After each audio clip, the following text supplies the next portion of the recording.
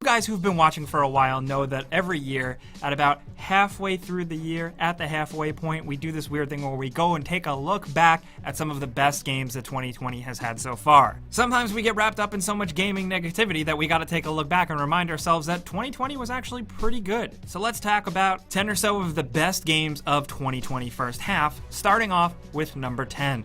Maneater. Yeah, you probably knew we were gonna pick this game. It might seem out of left field, but we've been talking about it quite a bit, and thankfully it lived up to our weird expectations of it being essentially an open world shark action RPG. Manhunter is a ton of fun, and we think that there needs to be more games like this. Yes, it's not super long. Yes, it can be a little repetitive, but it's creative, it's cool, it's fun, it doesn't take itself too seriously, but they actually put the work in to make it satisfying to play. It's got great, hilarious narration, it's got a ton of environmental and enemy variety, especially as you travel through different areas of water and grow your shark from a little tiny baby into this killer, behemoth, nasty, prehistoric killer. All of the while kind of customizing your shark with different abilities and evolving it. It's really fun. It sounds weird, but we think people should give it a try, especially because you can even hop on land and munch on people. Like, what's better than that? That's a good shark game if you ask me.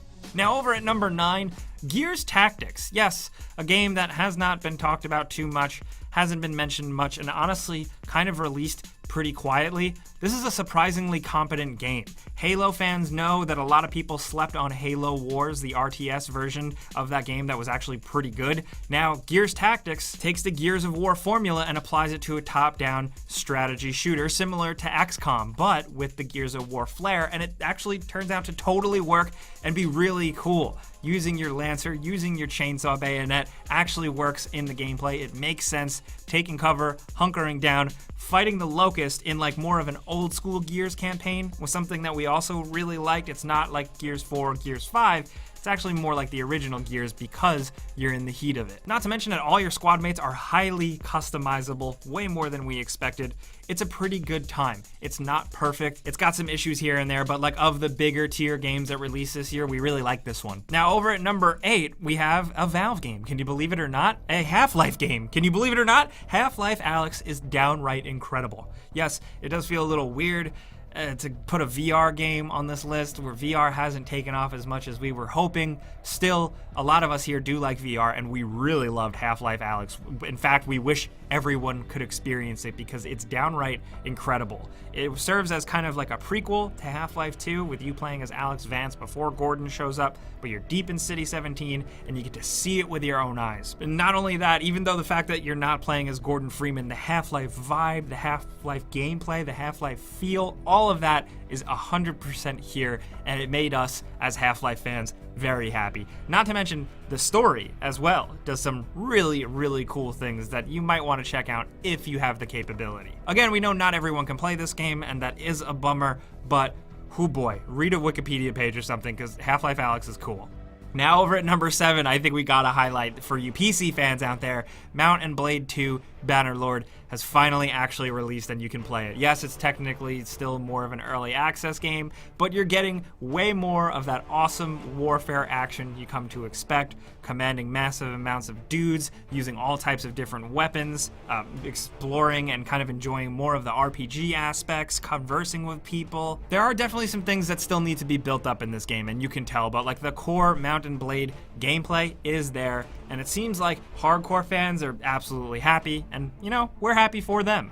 Next at number 6, we're including The Last of Us Part 2. Yes, nobody bribed us to do that, we just genuinely like the game. We don't like it quite as much as the first game, and we can definitely admit that there's a couple of problems in the story and the gameplay, but overall, we still found it very satisfying and lengthy to play through. This time, it's like an Ellie story, and she goes out for revenge in an incredibly bloody, violent game filled with all of like that brutal kind of survival horror aspects that The Last of Us brings, with bigger environments, incredible graphics, and honestly just some really, really great performances by the voice actors and motion capture actors. Some people were let down, we were not. Agree to disagree, but let's move on over at number 5 and talk about Ori and the Will of the Wisps, another surprise game that not enough people are talking about. Once again, I sound like I'm repeating myself, but seriously, Ori and the Will of the Wisps is a follow-up to Ori and the Blind Forest, and it's better in every way. It's downright incredible, from the way you progress, to the abilities you gain, to the way you traverse the environments,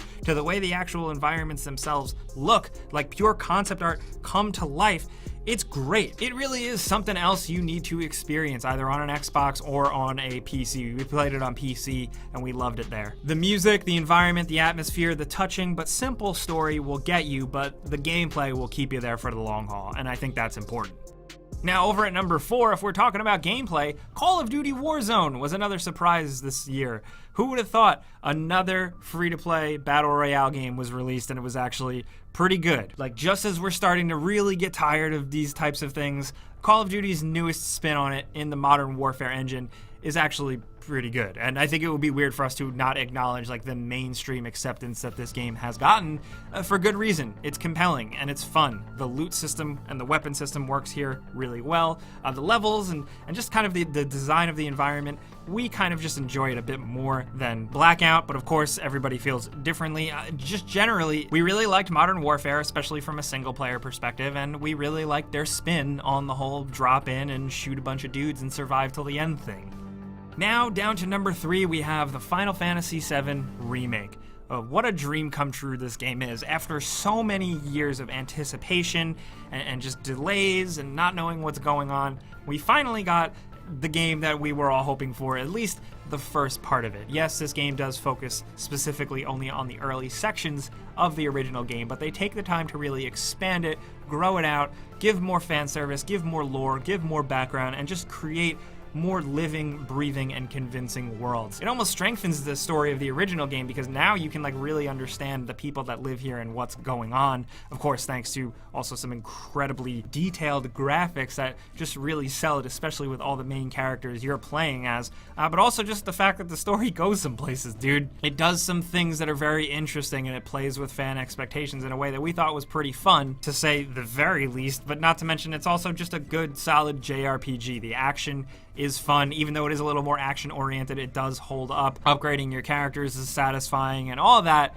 is just a good time. For a lot of people, this is the first way they're going to experience Final Fantasy VII, and you know, we think that's pretty good. I think this is a good first way to experience the beloved original classic, but it's even better if you love the original and now you're playing this one. Who knows how long we're going to have to wait for the sequel to this to kind of wrap things up, you know, the second half? I don't know, but we are definitely happily going to be waiting for it. Now down to number 2, we have Animal Crossing: New Horizons, a game that really took the world by storm. Of course, while many people were shut inside their homes due to unforeseen and uncertain circumstances, there was a game that released just at the right time, and it was pretty much there to comfort everyone, and it was Animal Crossing, baby, which has always been a great series, but New Horizons really blows it out of the water. It's more social, it's more detailed, it's more customizable, it's more compelling, it's more ongoing. It looks better, it's a little more engaging. Basically everything you could want from an Animal Crossing sequel. They didn't screw it up, and props to Nintendo, because they really could have. I know that sounds kind of jaded, but this is easily the best thing that Nintendo put out this year, and we're really happy it exists, and we're also really happy that it's continuing to be fun and exciting. They just announced that they're adding swimming to the game. That's crazy, dude. Still, we know that it is very much like a chill, relaxing, weird, grindy type of game that isn't for everyone, but I think just the actual cultural impact this game has made this year is really worth highlighting and celebrating, man. Now down to number 1, we have Doom Eternal, which essentially takes Doom 2016, a game that we absolutely loved, and I'm pretty sure we chose it as our game of the year, and kind of just blows it all out of the water and expands upon it. It goes full insane sequel in a way that may alienate some fans of the previous game, just how over the top it goes, but for us, we loved all of the additions. The new weapons, the bigger levels, more traversal abilities, just more opportunities for murder, incredible new enemy types, and a multiplayer mode that was okay. Doom Eternal really goes nuts, and it just kind of goes further lengths to make the Doom guy essentially Superman. Like, he is like almost like a superhero in this story. He is just this crazy badass legend of a killing machine, and it's really cool with what they do with the lore. And generally throughout the entire game, from the bosses to the areas you visit, the enemies and villains you face off against. This game is truly a thrilling ride from beginning to end, from the music to the visuals to the insane white knuckle gameplay, where you should definitely crank up the difficulty if you can. Once you become a seasoned vet, it's even more satisfying. Doom Eternal is kind of like the gift that keeps on giving, and we love it.